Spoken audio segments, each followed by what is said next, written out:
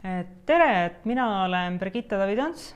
Ma olen Eesti Muusika- ja Teatriakadeemiast muusikateadlane ja täna ma räägin teile siin Ajaloomuuseumis Eesti naistest popmuusikas. Et miks me sellest räägime? Sest naised on ühiskonnas olemas ja teinud olulisi asju, aga ajalookirjutuses neid aeg-ajalt kiputakse ära unustama. Ja seda lünka võikski täna täita. Ja popmuusika on selline huvitav nähtus, et ta ühest küljest peegeldab ühiskonda ja teisest küljest ta kujundab seda. Et ta kinnitab mingeid valitsevaid identiteete ja ka stereotüüpe, teisest küljest ka on võimeline neid lõhkuma.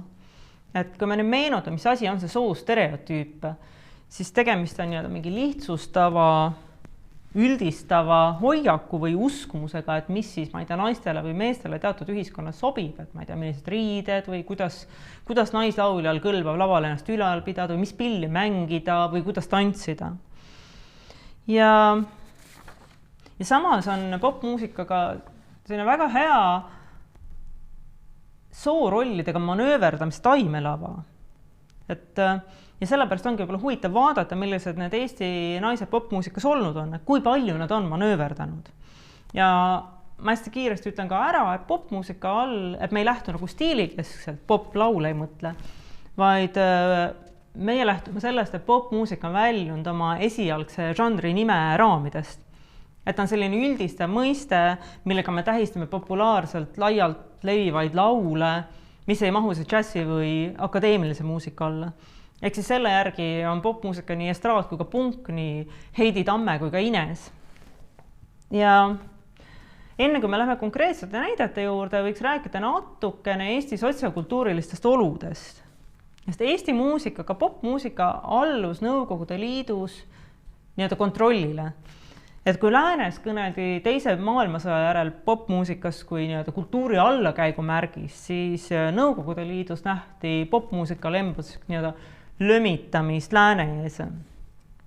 Et kui kunstmuusikat on sageli võib-olla ka ekslikult peetud apoliitiliseks, siis tegelikult popmuusika on alati politiseeritud. See tähendab, ta kõnetab ja noori väga tugevalt ja ta sõltub sotsiaalsest konteksti, ta peegeldab seda ja riigivõim tabas selle väga kiiresti ära. Ja seepärast teda popmuusikaga kogu Nõukogude aja vältel tsenseeriti küll võis olla väga erinev, kuidas tsenseeriti teda seal totaalselt stalinismi ajal või siis perestroika ajal, aga popmuusika ei olnud iial täiesti vaba. Aga riigi jõupingutustes hoolimata see läänelik noortekultuur Eestis siiski levis. Sest me ei asunud isolatsioonis, et meil käisid meremehed teised plaate, et sai tõmmata Soome televisiooni vaadati, sest et inimesed panid Põhja-Eestis just antenne katustele, mis võimaldas siis näha, kuigi võim omakorda paigaldas siis segajaid. Et sai kuulda lääne raadiojaamu, piraatraadiojaamu läbi sahina.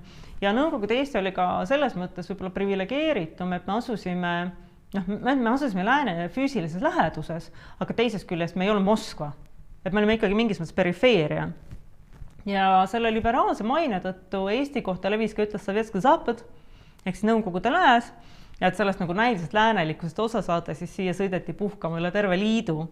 Meil oli Viru hotell, mis on märgiline hoone, mis oligi ehitatud välisturistidele või meil juba 50. lõpust anti välja Loomingu raamatukogu sarja, kus ilmselt Camus, keda ilmselt, ma ei kujuta ette, et Moskvas oleks tollal saanud avaldada. Aga kui me hakkame otsima seda Nõukogude peavoolu muusikat, siis ilmselt on sellele kõige lähedasem selline nähtus nagu estraad. Et see oli riiklikult heaks kiidetud muusikapraktika, mis siis kujunes džässi pinnalt, aga ometi, kui me nüüd vaatame läbi selle mitme aastakümne, ta on ikkagi hägune mõiste, et väga raske on kuidagi tuua kogu seda estraadi loomingut mingi ühe katuse alla. Et seal võis olla tantsulist poppi, seal võis olla Jaak Joala imeilusaid romantilisi ballaade, põhimõtteliselt kõike võis sinna mahtuda, aga kui miski nüüd võib-olla ühendas ikkagi see, et sageli oli väga värvikas orkester taustaks. Et lisaks iseloomustas estraadiartiste üleliiduline edu, et ta oli selline Nõukogude ametlik popmuusika, popkultuur, seda ka kontrolliti, aga igast riigist ikka tuli mõni suur staar, Lätist Laima Vaikule, venelaste Pugatšova, meil siis Anne Veski, ja estraadlasi edukalt teha karjääri nii mees- kui ka naisartistidel. Aga nagu peavoolus tavaks, nagu läbi mitme aastakümne oli, et estraadiartistid ikkagi vastasid sellistele üldlevinenud soonormide ja soorollidele, mis ühiskonnas valitsesid. Et mehed olid ikkagi nagu üsna rangelt mehelikud ja naised naiselikud. Ning et me võime ju võrrelda Laima Vaikulat Pugatšovaga ja Pugatšovat Anne Veskiga ja see isiklik väljendus võiski olla väga erinev, aga kokkuvõttes nad olid ikkagi nagu selge feminiinsed. Aga et kui me nüüd hakkame otsima seda esimest Eesti naistebändi, peavoolu naistebändi, siis seda on ilmselt Laine. Et see oli väga oluline bänd ja ka väga unikaalne omas ajas, sest nemad ka nagu aja jooksul jõudnud. Et ärme unustada, et Laine siiamaani nagu tegutseb, kuigi seal on nagu vähem osalejaid. Et aga ta oli omas ajas väga eriline.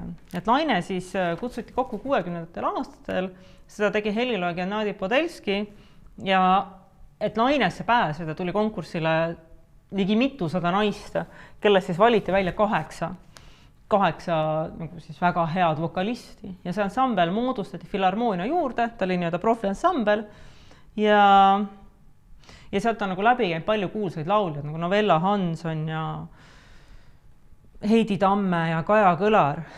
Ja ansambel oli nagu unikaalne selles mõttes võib-olla, et teda iseloomustasid hästi hoolega valitud hääled. Et need hääled pidid väga hästi, väga puhtalt kokku kõlama ja vahel oli nagu 7 häälega laul või nagu 7 erineva häälega laul ja siis oli seda kõike laulda a cappella nagu saate, et on nagu meeletu kunsttükk. Aga sama oluline on see, et Laine oli ka kultuuri eksport läände. Et nad esinesid 62. aastal näiteks Helsingis ja neid peeti nagu nõukogude moodsa popkultuuri näiteks. Ja sellepärast oli ka oluline Laine atraktiivsus, et nende visuaalid olid väga läbimõeldud. Et nad olid tohutult moodsad alates õhtutualettidest, õpetas rahva riietega, siis kampsunitega, trikoodega, isegi bikiinidega. Ja eriline oli ka see, et neil oli Kalju Saarekese koreograafia, mis tegi neist nagu liidus väidetavalt esimese ansambli, kes siis ka laval tantsis. Aga et selles mõttes ongi Laine hästi hea näide nagu peavoolu naiselikkusest.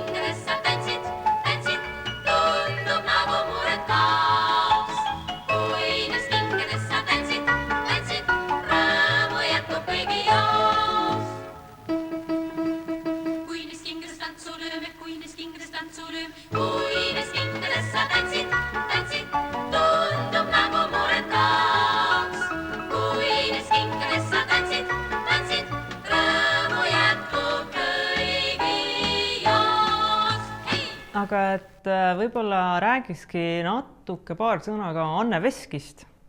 Et eks Anne Veski oli tuntud juba 70-ndatel, aga tema suurem kuulsus saabus väidetavalt 84. aastal, kui ta võitis Poolas lauluvõistlusel esikohad. Ja see oli selline lauluvõistlus, mis oli nagu suuresti idabloki rõhuga. Ja sealt alates tegelikult Anne Veski on üks neid lauljannasid, kes pärast Nõukogude Liidu lagunemist siiamaani on nagu oluline kultuuri eksport just sinna endistes idablokimaades.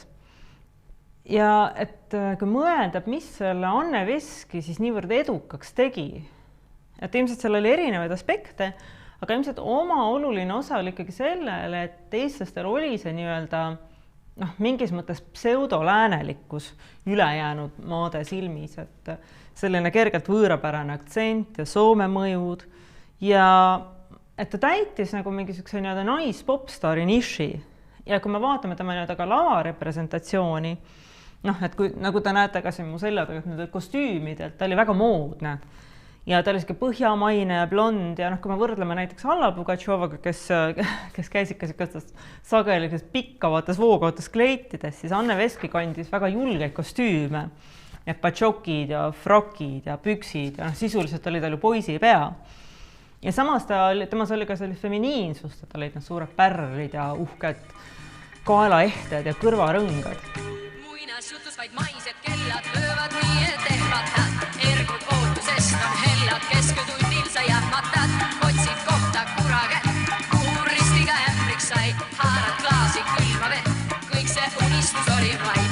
Kahmad kaabud tormad välja, ootad kedagi, kes ei tea, et võiks tulla peidust välja, meenutada sul miskit head. Jätke võtmed välja poole, kui te lahkute, et võiks tulla keegi külla, keda ootate. Nõiamoorid, pöialiisid sääsaltaan, valged maurid, kaubest linnast valgedaan. Jätke võtmed välja poole, kui te lahkute, et võiks tulla keegi külla, keda ootate. On see me unistus mängude maal, keegi tuleb ehk külla, keegi kauge ja hea.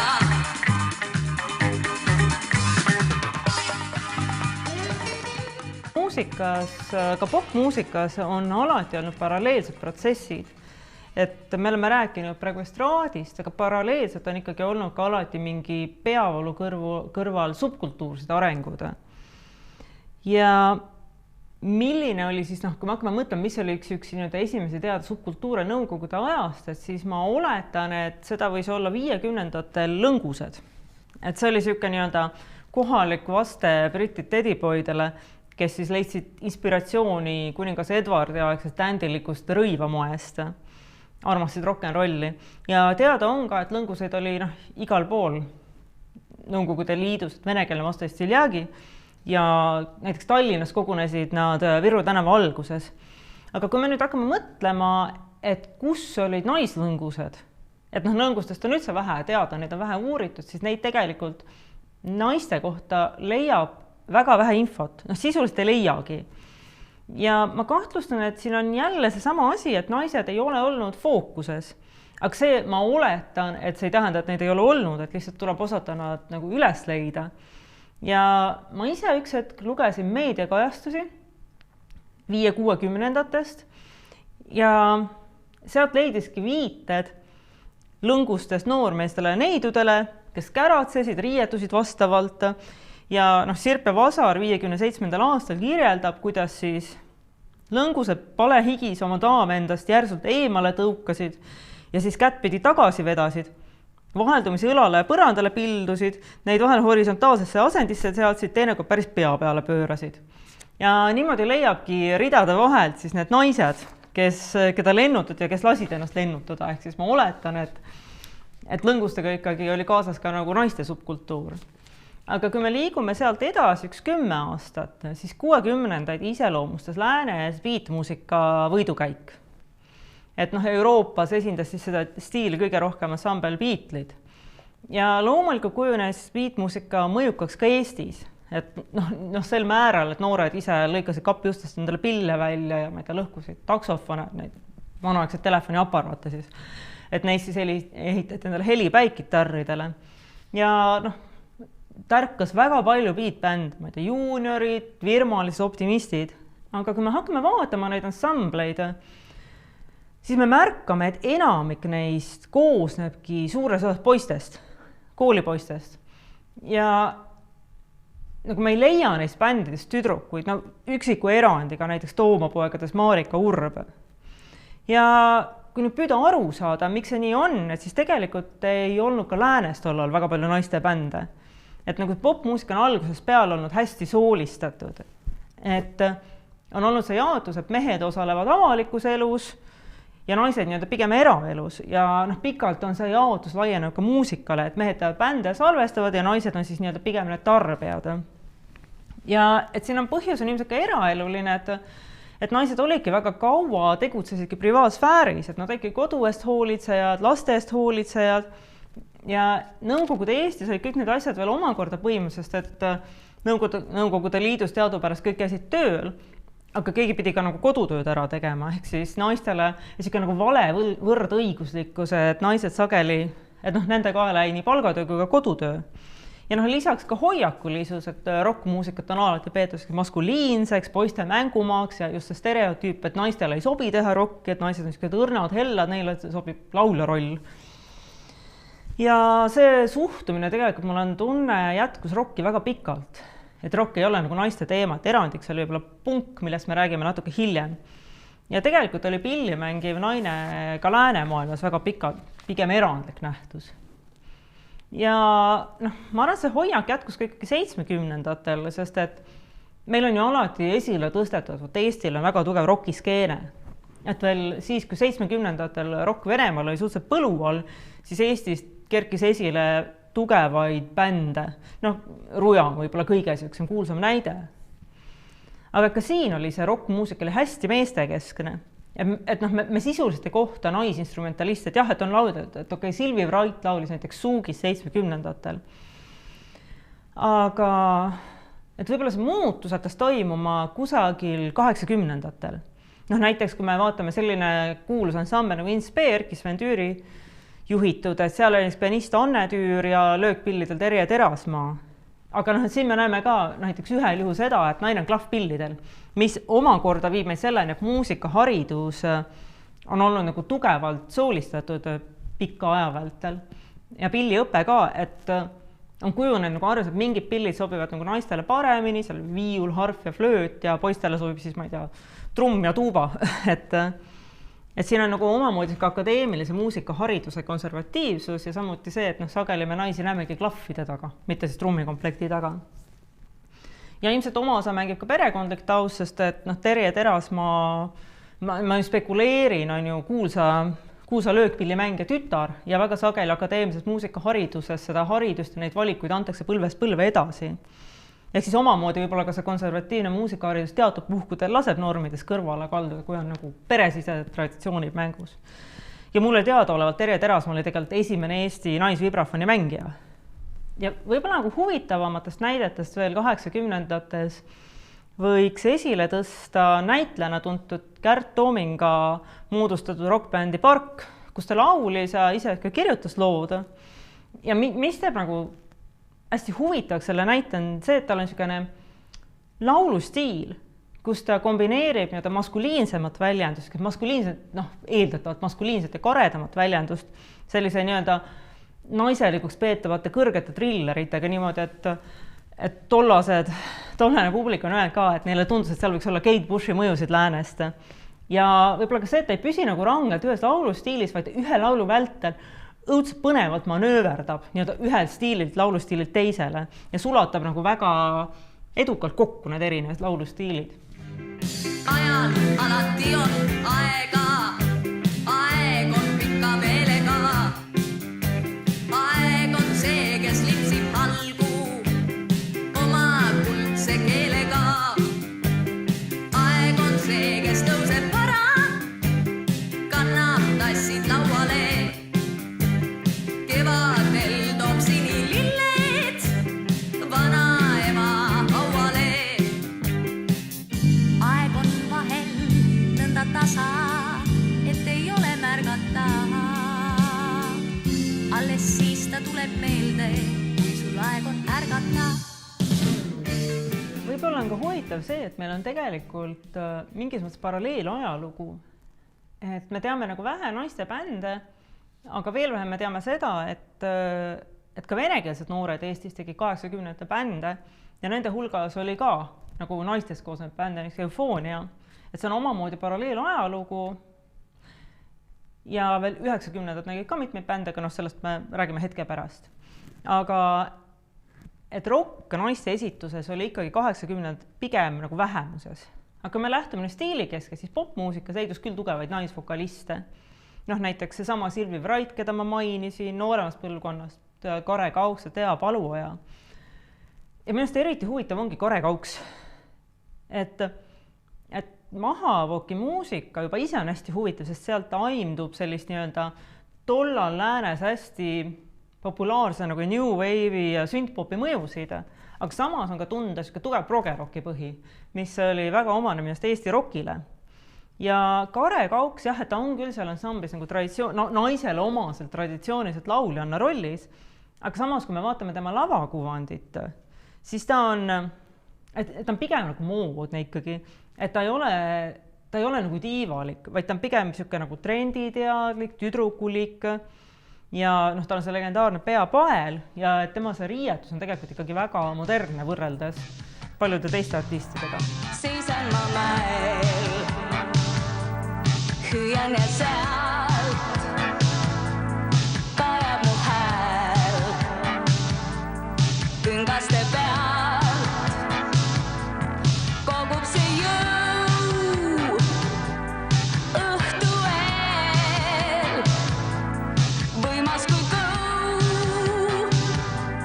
hääl on teel, kajab see hääl kõrval ja ees, taga ja peal, lõpuks mu sees, rikas ma saan olla nii, ulatumast taevani. Mul on üks paik, kuhu tulen taas, sealt saan ma jõudu, et elada. Mul on üks paik, kuhu tulen taas ja nõnda edasi hea minna. Ja kindlasti väga omanäoline lauljanna oli 80ndate lõpus ka Siiri Sisask. Et ta vist kerkis esile siis saates 2 takti ette ja ta oli väga väljendusrikka lavalise stiiliga ja tema ka kindlasti manööverdas selle klassikalise naiselikkusega, et ta suutis kombineerida ka väga erinevaid laulustiile, alates bluusilikust aluspõhjast ja lõpetas kõnelähedase lauluga. Aga enne, kui me nüüd liigume edasi subkultuuride juurde, esmast pungi juurde, siis tegelikult nagu omaette põnev teema on naiste representatsioon lauluvideotes. Sest et nõukogude lõpukümnendil arenes uus videokunsti žanr, see oli ka lauluvideo siis. Et läänes hakati lauluvideosid siis tootma 80ndatel suuresti tänu MTV-le, mis pakkus siis hea platvormi videote jaoks. Ja Eesti popmuusikud ei jäänud maha ning seda kümnendit iseloomustaski see, et toodeti väga palju lauluvideoid. Ja väga üldiselt vaadates olid levinud stiliseeritud ohtrate efektidega kontsert- ja stuudio ülesvõtted. Ja samamoodi tehti ka videoid, kus võis ilmselgelt aimata neid välismaiseid eeskujust, mida siis nähti Soome televisioonist. Et olid urbanistlikud maastikud, olid näiteks väga popid, oli näha, et väga palju mängis ka rolli see, mis võimalused olid kätte mängitud. Näiteks kui me vaatame kas või Singer-Vingerit, me näeme nukufilmi atribuutikat ja ilmselgelt seal on seos. Aga et millised olid siis naised videotes? Ja minu arust huvitav on veel, kui rääkida sellest, millised need naislauljad seal on, vaadata, kuidas naisi üldse kujutati.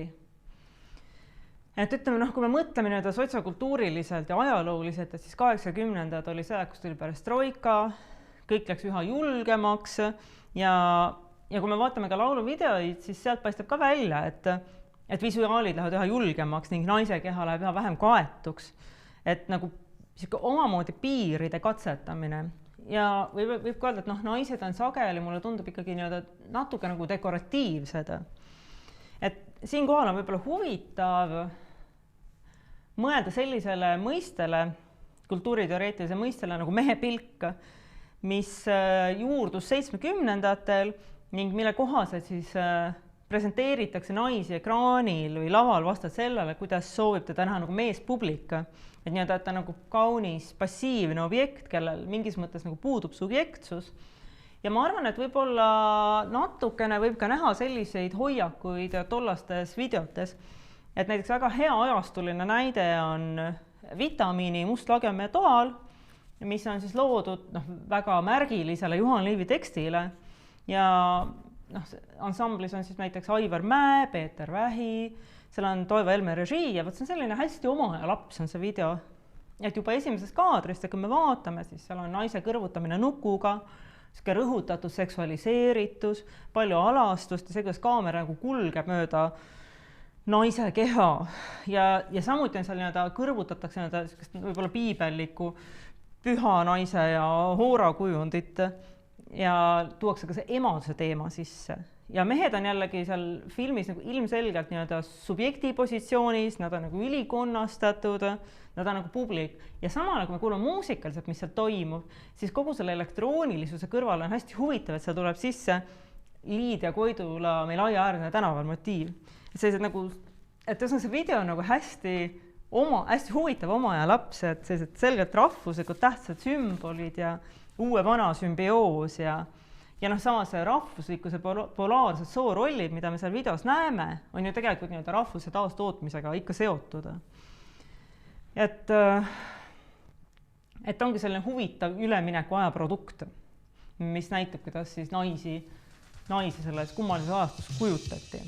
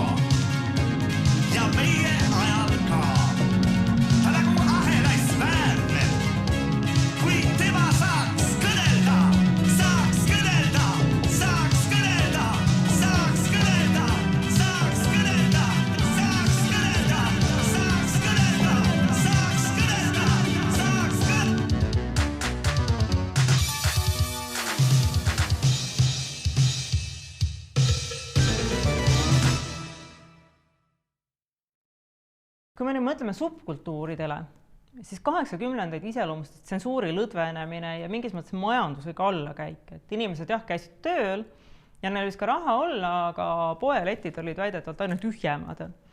Ja näiteks võib-olla siin on päris palju neid, kes mäletavad ka näiteks 80-ndate lõpust, 90-ndate algust talongi aega, kus inimestele jagati talonge, et kaupa jätkuks ja siis sai seep ja jahu ja leiba. Ja linnaruumis keskenduti tollal neil 10-nditel päris palju uute rajoonide ehitamisel, näiteks Lasnamäe. Aga vanalinn, mis on praegu meil nii tähtis meie identiteedis, oli tollal pigem amortiseerunud linnaosa. Aga selle poolest oli vanalinn subkultuuridele hästi oluline. Ja sellega seoses ma tahakski rääkida punksubkultuurist, sest et Nõukogude aja viimasest 10-ndist ilmselt see tõusis kõige eredamalt esile. Ja punk tärkas siis Briti töölisklassi hulgas 70-ndate teises pooles.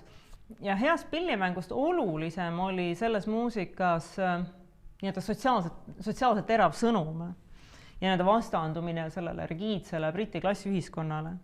Ja Eestisse jõudis punk siis suuresti läbi Soome televisiooni, mis oli tegelikult läbi kõigi nende aastakümnete see koht, kus popkultuuri kohta ainest ammutava. Ja ta ka siin omandas kiiresti sotsiaalse värvingu.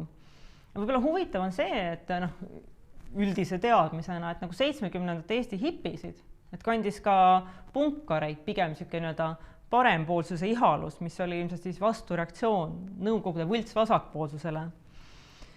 Et samas kui läänepunkarid olid ju pigem vasakpoolsed. Ja punkile reageeris ka Nõukogude võim kiiresti, nähes selles ohtu riigikorrale. Erinevalt peavoolurokist olid naised pungiskeenes aktiivsemad ja 80-ndad nägi mitmeid naistebände, kellest võib-olla tuntum oli 80-ndate lõpus tegutsenud Ave Luna.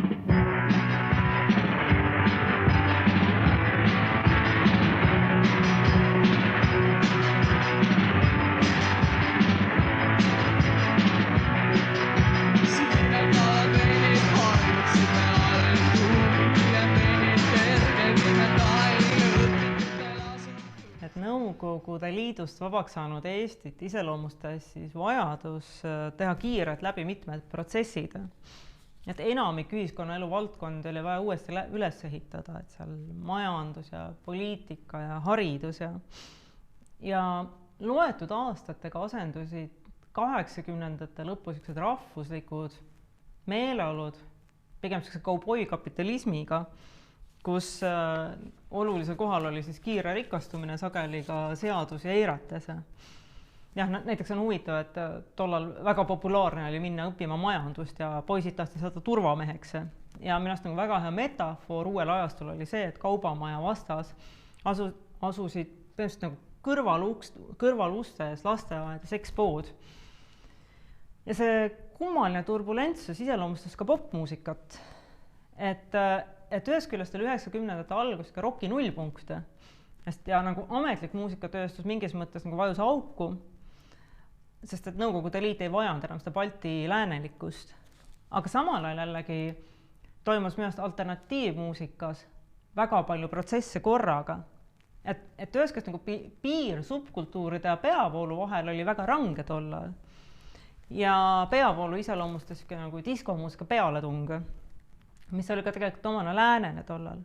Ja kui me vaatame nagu soo aspekti, siis maailma mastaabis tähendasid 90ndad siis nii-öelda normaalsuse mõiste nagu võib-olla vaidlustamist, et tulid väga queerid ensemblid, nagu siis, ma ei tea, Four Non Blondes, kus olid siis avalikult lesbidest naised, kes oma hitloos What's Up kutsuvad revolutsioonile, samas ka nagu endast hoolt kandma, mis oli võib-olla tollal väga uudne asi, mida teha, või Cranberries, mis oli ka hästi nagu soolisusega on manööver, et oligi pisike, poisilik, poisipeaga naine, hästi androgüürne, kes veel oma nii-öelda häälduses oli hästi iiripärane ja mängis ise suurt kitarri. Aga Eesti peavoolus mängiti normidega pigem vähe ja samal ajal nagu rõhutati väga tugevalt nende naisartiste seksuaalsust. Ja et eks sellega õigesti aru saada, sest geopoliitilised piirid olid ju lahti läinud ja kõik oli vaja katsetada, nagu undergroundiski. Ja samas, et ütleme, et see on selline nagu keeruline teema, et omamoodi on ju paradoksaalne, et nagu suured popstaarid tegelikult, kes olid nagu keda väga seksuaalselt presenteeriti, olid ju tegelikult nagu alaealised, aga samas jällegi on hästi oluline mõista, et see oligi nagu selline ajast, et neid nagu naisartiste ei tohi nagu mingil juhul nagu slut-shame'ida selle eest. Sest see kõik, esiteks palju nendel noorte tüdrukutel nagu otsustusõigust oli, ma ei tea, ja teisest küljest see ikkagi resoneerus ka nii-öelda selle globaalse peavooluga, kus oligi see laps-naised olid moes, kui ma mõtlen Kate Moss ja Britney Spears ja Spice Girls, et lihtsalt Eestis kõik see võttis oma lokaalse äärmusliku vormi. Aga subkultuuridest rääkides siis, et Eestis tekkis väga palju erinevaid bände 90ndatel. Ja mida tähendasid 90ndad naistele popmuusikas? Et kindlasti võiksin esile tõsta indit, DJ-kultuuri, metalit ja ka punki. Et just rääkides nagu punkist, siis et seda on peetud alati naistele pigem nagu naisi kaasavaks. Eriti 90ndatel tekkis läänes Riot Girl liikumine, mis oli underground liikumine, mis siis kombineeris punki ja indit ja feministlikku maailmakäsitlust. Ja kui proovida leida Eestis selliseid näiteid, siis võib-olla kõige lähedasem oli 90ndate algusest ansambel Zreamuli, mis oli tüdrukute bänd, osalejad 13-14. Ja et on ise asi, et palju need noored ise oma tegevust nii-öelda feministlike kontseptsioonide raamistikus mõtestasid, ilmselt mitte väga, ma oletan, aga selge on see, et publiku vastuvõtt neil oli see, et publik tajus neid normatiive lõhkuvana. Ja eks ansambli liikmed on ka nagu rääkinud, et ega sul ei olnudki eeskujusid tollal, et kellele siis nagu tugineda või keda kuulata, et The Hole'i lasti MTV-s, aga infot tegelikult väga palju ei liikunud. Lähen kooli, paalitakse maali, vaatan ringi, ajan sutsumingu silmad punni. Jätivaatan kavistaja, silmadega plagistaja, plaatide juustega haistaja, ütleb moosu kavistama. Hoian eemalisest vana mehes, sellest suurest blondist perest, tõndan välja värskida kui hingamaa. Jätivaatan kavistaja, silmadega plagistaja, plaatide juustega haistaja,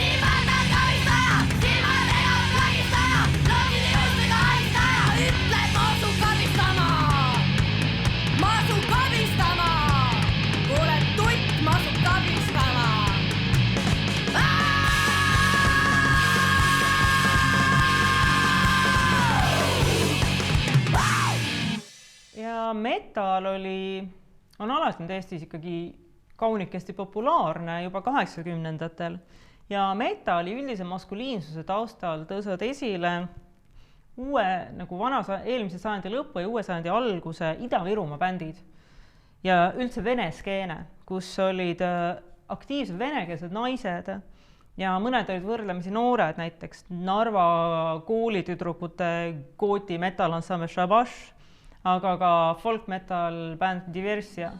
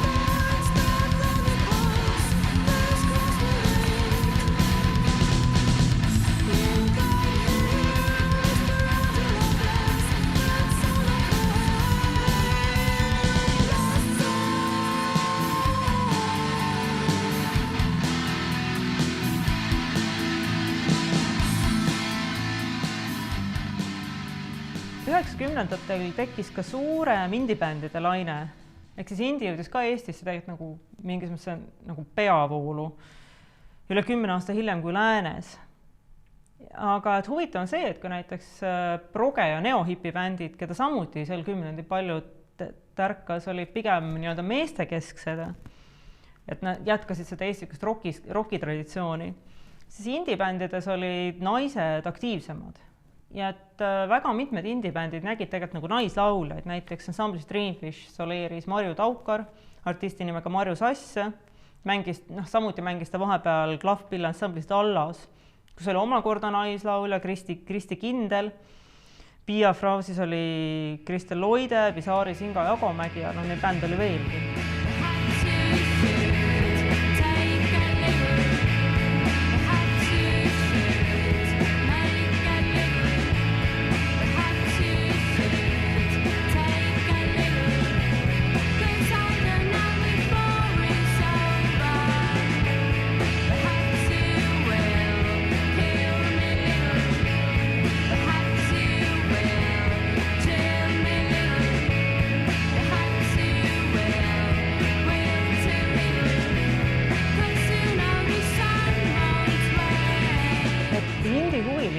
Kasvas välja ka üle-eestiline klubikultuur, kus võib samuti läänega võrreldes 10-aastast viivitust. Ja kui nüüd distantsilt vaadata seda klubikultuuri, mulle tundub, et see oli selline uus väli, kus ei olnud hoiakud välja kujunenud, mis võimaldas ühest küljest eri skeenede esindajatel sellel pinnal nagu hästi kokku tulla, aga samuti ta võimaldas ka neid soonorme piire lõhkuda, erinevalt siis sellest peavoolu rokist. Ja ütleme, et 90-ndate keskpaigaks oli välja kujunenud tugev klubiskeene ja seal tegutses ka mitmeid nais-DJ'sid. Tuntuim oligi Marju Sass, keda me mainisime, kes alustas muideks plaatide mängimisega juba keskkooli lõpuaastal, aga samuti näiteks Liisi ehk Liisi Ree, Heivi Saaremets ja Heidi Purga. Ja kui me vaatame nüüd lõpetuseks, et mida tõi siis Eesti naistele popmuusikas uus sajand, siis mulle tundub, et ta tõi sellise sündsama lavakuvandi, et need naiste peavoolu kuvandid läksid palju vähem seksualiseerituks. Ja samuti tekkisid naisartistid, kes hakkasid lõhkuma seda peavoolu naiselikkust. Näiteks kui me vaatame Hanna-Liisa Uusmaad, kes laulis ansamblis Huu, et tema representatsioon, lavarepresentatsioon oli ju kindlasti ei rõhunud sellisele mainstream seksikusele, et ta oli ikkagi võrdlemisi kaetud ja ta esitas võrdlemisi sotsiaalkriitilisi tekste. Et see on võib-olla esimene näide sellest, kuidas peavoolus hakkas muutuma naiste kuvand. Ja 10-ndatel hakkas ka levima feministlik idee, mis tegelikult kujutavas kunstis levis juba 90-ndatel, aga siis hakkas see jõudma muusikavaldkonda. Ja et taaskord esialgu nii-öelda undergroundi, alternatiivmuusikasse kultuuri, et näiteks hakati korraldama vist 2011 Ladyfest Tallinnat, mis oli nii-öelda konkreetselt keskendunud naiste kultuurile. Et sealt edasi on subkultuuridest levima läinud sooteadlikkus paralleelselt Euroopa trendidega hakanud mõjutama ka peavoolukontserdi korraldajaid. Näiteks festival Tallinn Music Week on siinkohal hea näide, kes alati pöörab ka tähelepanu naiste esindatusele festivalis. Ja ma arvan, et sellega me võimegi vist otsad kokku tõmmata, et tulge siis vaatama viimase päeva avatud näitust.